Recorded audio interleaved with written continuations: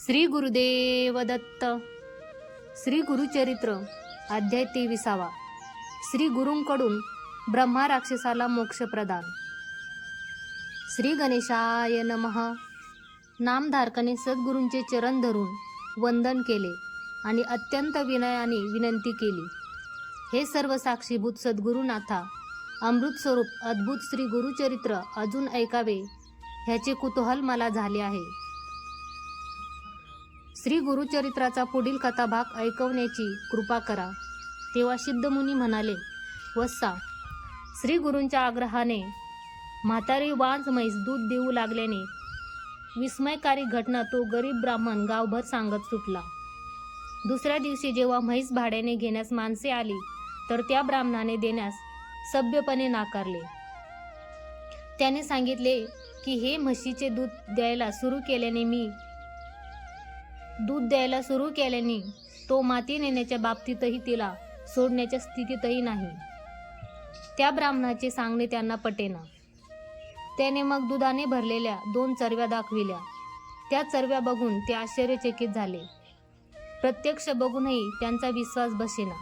आत्तापर्यंत तिच्या नाकाला वेसन घातलेले व तिचे दात गळून पडलेले हे त्यांनी प्रत्यक्ष पाहिले होते. कालपर्यंत दूध न देणारी म्हातारी वांज म्हैस एकाएकी दूध कसे देऊ लागली, तेही वासराला जन्म न देता असे कसे झाले किंवा कसे असे होऊ शकते, हे सर्वांच्या समजण्याच्या पलीकडे होते. या असामान्य व चमत्कारिक गुरु महिमेची वार्ता सर्वत्र पसरली. गावकरी तिथे आले व ते प्रत्यक्ष बघून आश्चर्यचकित झाले. कारण म्हशीने गर्भधारणा करणे काही संभव नाही हा विषय सर्वांना माहीत होता. असे असताना दूध दिलेले कोणतेही उदाहरण त्यांच्या लक्षात आले नाही. सत्य असले तरी सामान्य माणसाकरिता ही एक विचित्र व अविश्वसनीय घटना होती. हळूहळू श्री गुरूंच्या दर्शनासाठी प्रदेशाच्या विविध भागातून लोक येऊ लागले. सारे काही नवलच घडत होते. त्यांची कीर्ती भारताच्या कानाकोपऱ्यात पोहोचली. ही विचित्र घटना एकमेकांकडून पसरत राज्याच्या ग्रामाधीपर्यंत पोहोचली. त्यांच्या बाबत प्रत्यक्षच ऐकायला व पाहायला ते स्वतः गरीब ब्राह्मणाच्या घरी आले व प्रत्यक्षच सारे समजून घेतले.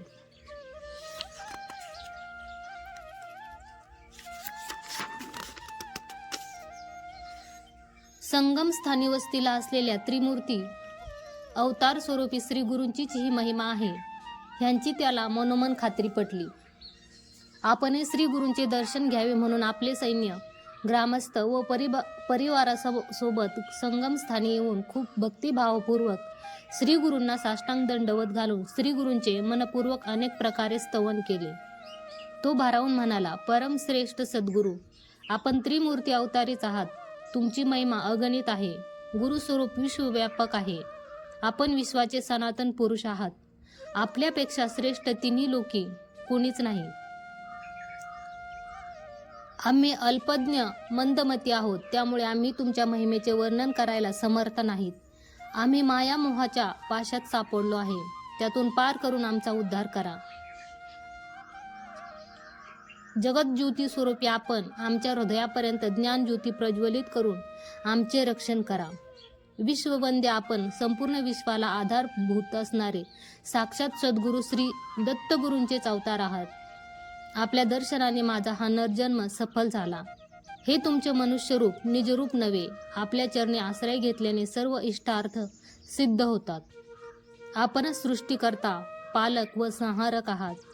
हे भक्त पराधीन शिवशंकर, आमचा उद्धार करा. अशी प्रार्थना करून पुन्हा श्री गुरु चरणारविंदाला दीर्घदंड नमस्कार घातला. श्री गुरूंच्या प्रथम भेटीनेच त्यांच्यात प्रेम व भक्ती निर्माण झाली आणि चमत्कारिक परिवर्तन घडले.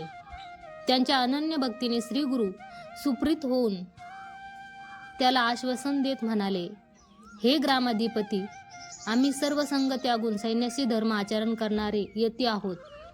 म्हणून एकांतात वास करायला, धर्माचरणाला हे अरण्यच योग्य असल्यामुळे आम्ही इथे वास करीत आहोत. ते काहीही असो, एवढ्या लवाजम्यासह म्हणजे कुटुंब, बंधू, बांधव व प्रजा तसेच सैन्यासोबत आपल्या दर्शनासाठी अशा निर्जळ स्थळी असणाऱ्या आश्रमात येण्याचे प्रयोजन काय, असा श्रीगुरूंनी प्रश्न केला. तेव्हा त्याने श्रीगुरूंना वंदन करून विनवणी केली.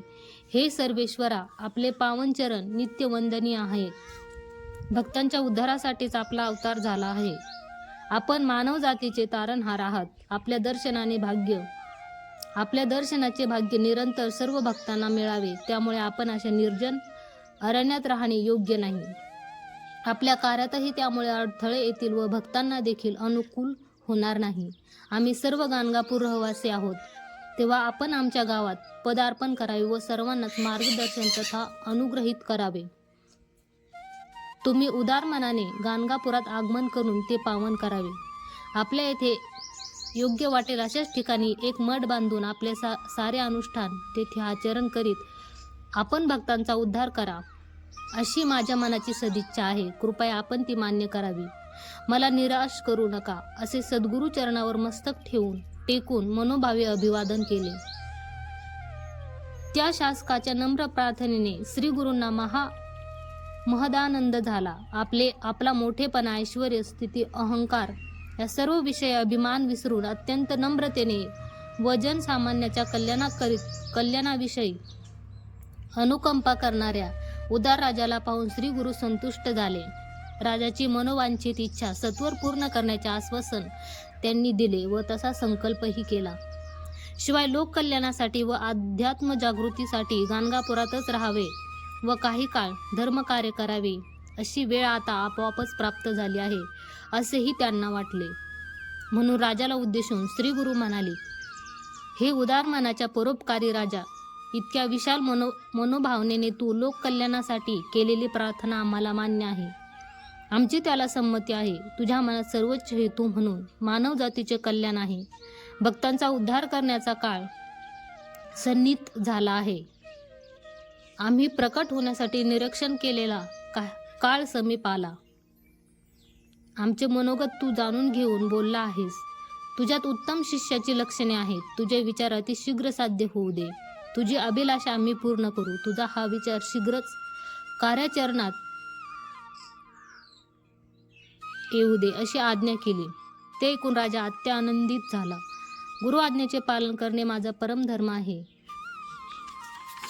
असे तो समजला. श्री गुरूंच्या आगमनाने गाणगापूर ग्रामाचे रूपांतर एका पवित्र क्षेत्रात होईल, ह्या विचाराने तो मनातल्या मनात खूप संतोषभरीत झाला. त्याने गुरूंच्या आगमनासाठी स्वागतासाठी जयंत तयारी सुरू केली. पालखी सजून तयार झाली. टाळ मृदुंगाचा मधुर नाद, चतुरंग बळ, छत्रचामर,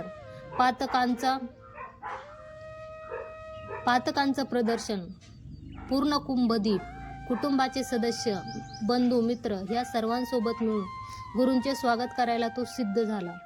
त्याचबरोबर ब्राह्मण वर्गाच्या उपस्थित श्री गुरूंची विधियुक्त पूजा करून वेदमंगलाच्या घोषासोबत सकल राजमर्यादेने अतिवैभवाने श्री गुरूंना पालखीत विराजमान करून गाणगापुराकडे प्रयाण सुरूही झाले. मार्गे श्री गुरूंचा जय जयकार करीत परीपरीने लोक गुरूंचे गुणगान करीत होते. त्या सर्वांसह व श्री गुरूंसोबत राजा अत्यंत उत्साहाने गाणगापुराकडे प्रस्थान करीत होता. राजा स्वयं श्री गुरूंच्या सेवेसाठी तत्पर होता. गावाचे महाद्वार आले तेव्हा ग्रामस्थांनी मिळून सद्गुरूंची प्रेमपूर्वक आरती केली. ह्या प्रकारे गुरूंचे ग्रामाच्या प्रवेशद्वारी अत्यंत प्रीतिभावनेने व आदरपूर्वक स्वागत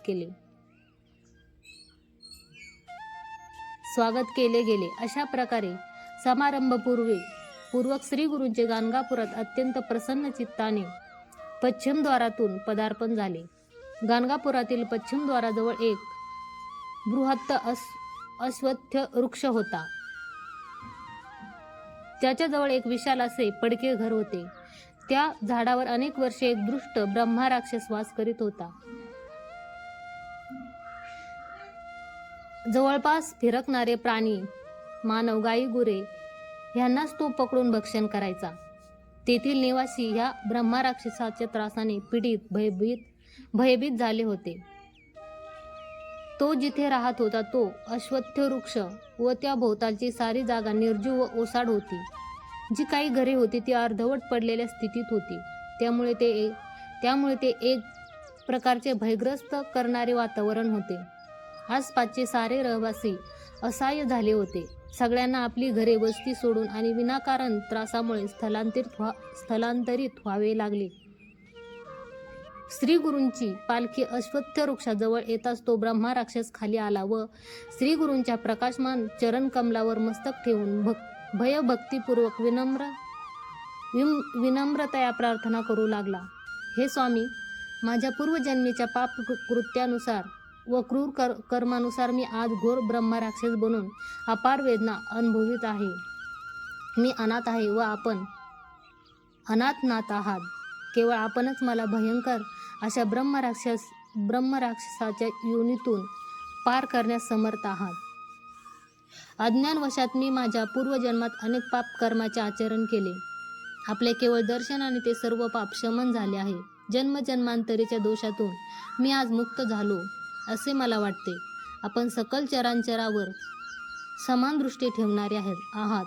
आपण माझ्यावर सुद्धा करुणा दाखवून माझा उद्धार करा असे म्हणून पुन्हा श्री गुरुचरणी मुक्तीची याचना करू लागला. करुणाघन श्री गुरुनाथांनी ब्रह्मराक्षसाच्या मस्तकावर वरदहस्त ठेवला. वरदहस्ताचा स्पर्श होताच त्याला मनुष्यरूप प्राप्त झाले आणि त्याने श्री गुरुचरणावर स्वतःला झोकून दिले. श्री गुरु त्याला म्हणाले, अरे, आता त्वरित संगमावर जाऊन स्नान कर. तू पवित्र होशील व तुला मुक्ती मिळेल. तुला अजून पुनर्जन्म घ्यावा लागणार नाही असे अभय दिले. त्याने लगेच गुरुवचनावर विश्वास ठेवून संगमावर जाऊन गुरूंचे स्मरण करीत स्नान केले. सत्वर त्याचे राक्षसत्व निवळून त्यातून निवृत्त होऊन त्याने इहलोकीचा त्याग केला. श्री गुरुनाथांच्या आश्वासनाप्रमाणे त्याला मोक्ष प्राप्त झाला. ही अद्भुत घटना प्रत्यक्षदर्शी पाहून सर्व गाणगापूर ग्रामनिवासी स्तिमित झाले. माणसासमवर्तन करणारे श्री गुरु निश्चितपणे त्रिमूर्ती स्वरूप आहेत अशी त्यांची खात्री झाली. ह्या चमत्काराने तर श्री गुरु महिमा विशेष प्रमाणात अजून सर्व व्यापक होऊन पसरला. तेव्हापासून गाणगापूर श्री नरसिंह सरस्वतीचे चिरवास्तव्य स्थान म्हणून प्रसिद्ध झाले. त्या अश्वत्थ वृक्षाजवळ पूर्वी कोणीच राहत नसे. त्याच स्थळी श्री गुरुजी राहिले. नंतर मठासाठी भव्य सुंदर विशाल इमारत बांधण्याची व्यवस्था राजाने केली. त्या क्षणापासून श्री गुरुजी त्या मठात राहून स्वभक्तांचा उद्धार करीत आहेत. भविष्यात तो गुरुमठ अतिशय पवित्र स्थान बनला. निर्जन असलेला तो प्रदेश पुढे श्री गुरूंच्या आगमनाने उत्तम प्रसिद्धीला पावला. त्या क्षणापासून गाणगापुराला विलक्षण कीर्ती प्राप्त झाली. राजाने प्रतिदिन श्री गुरूंची पूजा करून त्यांची सेवा करण्याचा परिपाठ केला. प्रतिदिन स्नान, संध्या,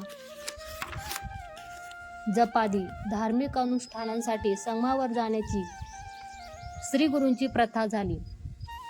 राजासोबत त्याचे सैन्यदल देखील श्री गुरूंच्या मागे जात होते. राजा त्याच्या सैन्यासोबत अधूनमधून पालखीची सोय करून संगमस्थानापर्यंत जाऊन त्यांना तिथे सोडून परत येत असे. तिथे गुरुजी नित्य धार्मिक अनुष्ठान संपल्यावर मध्यान्ह समयी गाणगापूरच्या मठात परत येत असत. राजा गुरुजी संगमावरून परत येण्याच्या वेळेवर मठाच्या दाराजवळ वाट पाहत आपल्या सैन्यासोबत गौरवपूर्वक यथोचित सत्कार स्वागत करीत असे. नाना तऱ्हेचे वाद्य, संगीत, गायन, वेदघोष इत्यादींच्या सेवेनं राजा गुरूंना संतुष्ट करीत होता. त्यांच्या धार्मिक कार्याला प्रभावित होऊन आसपासचे सर्व लोक जीवनात सुख समाधान अनुभवत होते. श्री गुरूंच्या तेथील भव्य उपस्थितीने भाविक जनांना रोज सकाळी रोज वेगळी अनुभूती येत असे. जनसामान्याची गुरुप्रती भक्ती दृढ झाली. अल्पकाळातच गाणगापुराची ख्याती सर्वत्र पसरली. लोक त्याला भूलोकीचा स्वर्ग मानू लागले. श्री गुरूंच्या पादस्पर्शाचा महिमा अशा प्रकारे अमर झाला. आपल्या भक्तांना अत्युत्तम रीतीने सुख संतोषात ठेवणेच गुरूंचा संकल्प आहे. श्री गुरूंच्या औदार्यतेला मिती नाही. सकल देवता स्वरूप श्री गुरूंच्या पादस्पर्शाने गाणगापूर महान पवित्र पुण्य क्षेत्र झाले. तथा गुरुमहिमा सर्वत्र विदित झाला. असे हे कथा आख्यान सिद्ध मुनींनी नामधारकाला कथन केले. येथे परम कल्याणकारी श्री गुरुचरित्राचा 23वा अध्याय संपन्न होतो. श्री गुरुदेव दत्त. श्री गुरु दत्तात्रयार्पणमस्तु.